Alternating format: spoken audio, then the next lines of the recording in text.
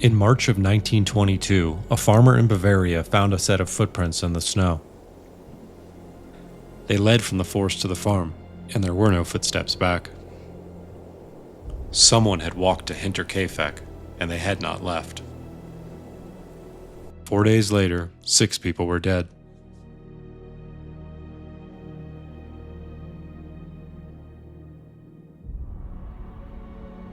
"70 kilometers north of Munich, in the hill country, there was a farm that stood apart from its neighbors. No road led to it, just a dirt track through the fields that turned to mud every spring.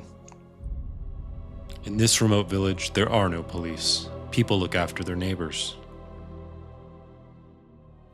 The house was a typical log cabin construction, and above it all, an attic that stretched the length of the building.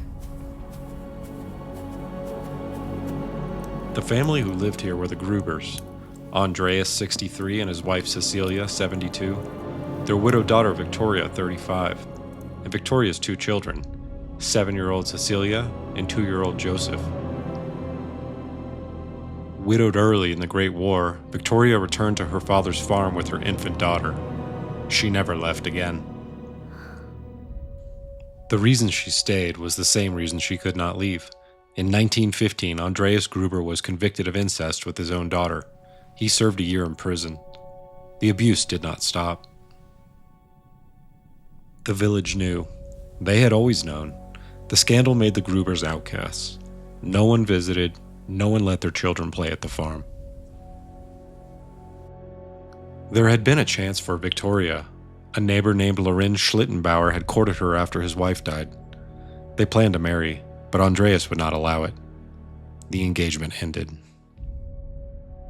When Joseph was born in 1919, the question of who his father was, Schlittenbauer or Victoria's own father, became another secret Hinterkaifek kept to itself. The Grubers had lived isolated for years. Then strange things started happening. 6 months before the murders, the family's maid quit. She told people the house was haunted. She had heard footsteps above her at night, coming from the attic. The attic ran the entire length of the complex. In March, Andreas found a newspaper from a Munich publication that no one in the family had purchased. It had come from nowhere. Then keys began to disappear, and the lock on the machine room door, the outbuilding across the yard, was found broken. And then Andreas discovered what should have sent him to the police. Footprints in the fresh snow, a clear trail from the forest to the machine room. He looked for the tracks leading away. There were none.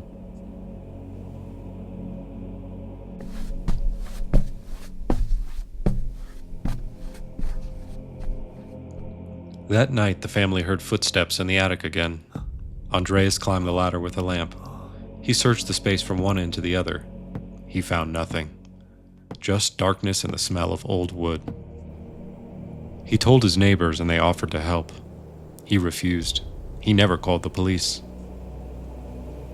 On March 25th, a mother and daughter found Victoria sitting on the road near Hinterkaifek, crying and shaking. She would not say why. On Friday, March 31st, the new maid arrived, Maria Baumgartner, 44. Her sister walked her to the farm and quickly left. Maria had worked similar jobs across Bavaria, reliable and quiet. She unpacked nothing. She would not have time.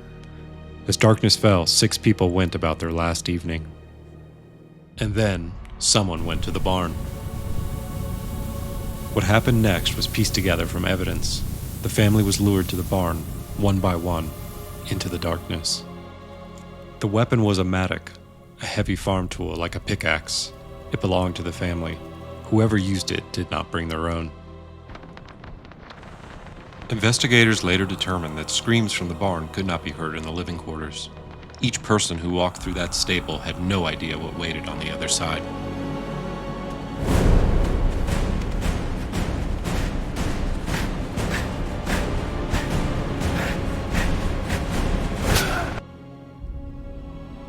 One by one, they were lured to the barn and killed. Even 7-year-old Cecilia, who lay dying in the dark. After the barn, the killer walked back. Through the stable, into the house, blood on their boots, blood on the mattock.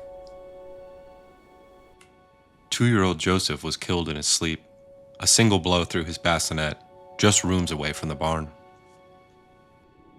Maria had been at the farm for hours. She was found in her room, skull broken open, bags still packed. And then the killer did something no one has been able to explain. They stayed. For 3 days after the murders, someone lived in Hinterkaifek. They ate the family's food. They fed the cattle. They kept the fire burning. Nothing was stolen. Large sums of money were found untouched in the house. Neighbors saw chimney smoke and assumed life went on. Inside, 6 bodies lay where they fell, and the fire kept burning. By April 1st, people began to notice. Young Cecilia had not been to school. The family had missed Sunday worship. Their mail piled up at the post office. No one came to collect it. The mechanic who serviced their equipment stopped by twice. No answer.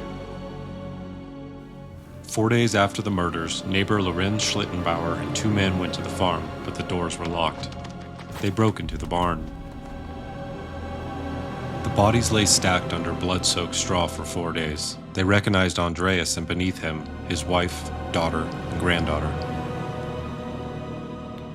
After finding the bodies, Schlittenbauer opened the front door with a key Andreas had reported missing, then entered the house alone, calling out, "Where is my son Joseph?"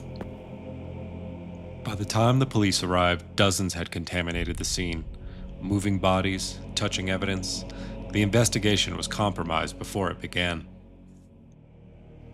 On April 5th, the autopsies confirmed what the scene suggested and revealed details far worse. All 6 were killed by the same mattock. The grandmother had also been strangled. Victoria had been struck 9 times from the pick. 7-year-old Cecilia survived for hours, skull fractured, throat cut, dying alone in the dark. Inspector Ryan Gruber led the investigation.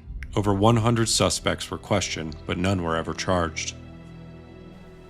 The first suspect was Victoria's husband, Carl Gabriel, killed in France in 1914, but his body never recovered. Could he have returned? Fellow soldiers came forward who had identified his body on the battlefield. The dead man stayed dead. Suspicion turned to Schlittenbauer himself. He had a key to the house. He had entered alone.